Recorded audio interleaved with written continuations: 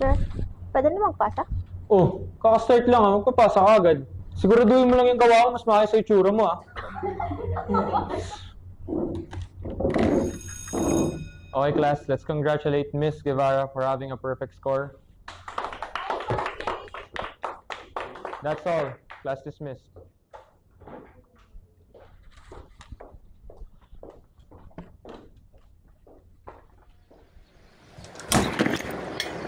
Hoy! Ate, huwag mo yung gagawin! Yan mo nga ako. Marami ka pang gagawin sa buhay mo. Pinagsasabi mo. Nagpapahangin lang naman ako eh. Totoo ba? Ate naman eh. Wait, you look familiar. Ikaw ba yung absent ng absent tapos laging tulog ng tulog sa klase? Wait, ikaw ba yung laging top scorer sa exam? Grabe pala talaga yung reputation ko, no? Ako kasi yung laging tulog eh.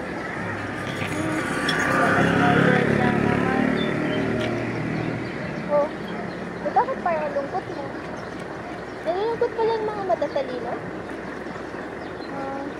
Siguro. Kasi pagod na ako. Hindi na pagod na sa cycle na ganito. Yung puro aral. Tapos, isatisfied pa yung parents.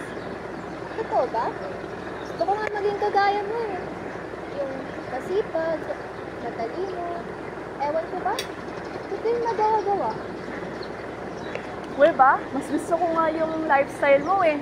Yung may freedom ka. Tapos, nagagawa mo lahat ng gusto mo. What if magpalit tayo ng buhay? Kung pwede lang eh. Sinimulan ni Ariana na gawin ang pamumuhay na kagaya ni Kay na maging mas masipag mag-aral. Nariyan naman si Kay na simpleng suporta na lamang sapat na para makuha ang kalayaan sa araw-araw na pagod sa pag-aaral. Hindi naman siya nagpabaya, ngunit mas pinagtuunan niya ng pansin ang pagpahinga sa sarili at pagsuporta sa iba. Class, the Don Mariano Fortunato Hoxon Memorial Award is the highest, most meritorious award that can Parang gusto ko mag-apply dyan. Ano kaya pwede kong gawin? Dapat i-apply mo muna yung core values ng NU. Tapos dapat may impact ka rin sa community. Mag-apply ka? Dati, kasi gusto ng parents ko, pero... Hindi lamang para sa parangal ang kanyang mga ginagawa, ngunit para sa pagbabago ng kanyang pamumuhay.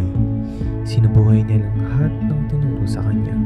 Si Ariana ay isang nasyonalya na hindi lamang sarili ang iniisip, gagawin niya rin ang lahat para sa kanya.